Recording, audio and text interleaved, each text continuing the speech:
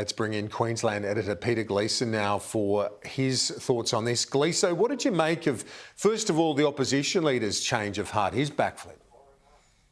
Yeah, well, I can understand from a political standpoint where David Crisafulli is coming from, because the churches are red hot against this, Kieran. They are really angry about some of the elements that have been kept in this particular legislation. They're very keen on certain amendments which don't look like they'll happen. So I think from a political viewpoint, he doesn't want to alienate those Christian voters who are very, very big on this particular issue. But I also think that Crisafulli believes that the legislation is flawed. It is the most radical in many respects. It is the most radical of any of the states and territories.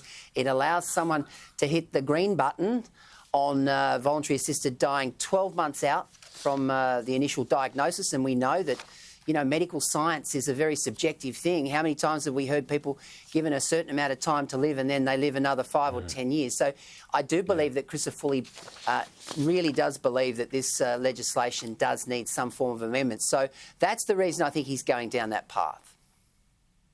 Gleason, Queensland recorded just one new locally acquired COVID case today, another student in Brisbane. Yeah. Well, I hope you're not planning to come to Queensland around Christmas time, Kieran, because for every day we have a donut day, for every day we have a single-digit recorded day, the Premier's hardline stance toughens, and I think you'll find that they'll be very, very reticent, Cabinet right now, to in any way open the borders between Queensland and New South Wales, particularly with those New South Wales figures still very much over 1,000 a day and, of course, several deaths a day. So, look, I mean, bad news for businesses in many respects, but good news for people when it comes to COVID. If you don't want to catch COVID, come to Queensland, if you can get in.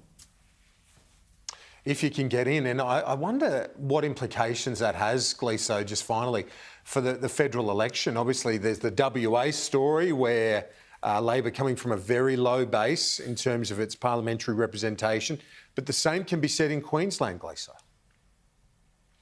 Well, I think Queensland, once again, will hold the key. I think Albanese has to really change his tune when it comes to minors.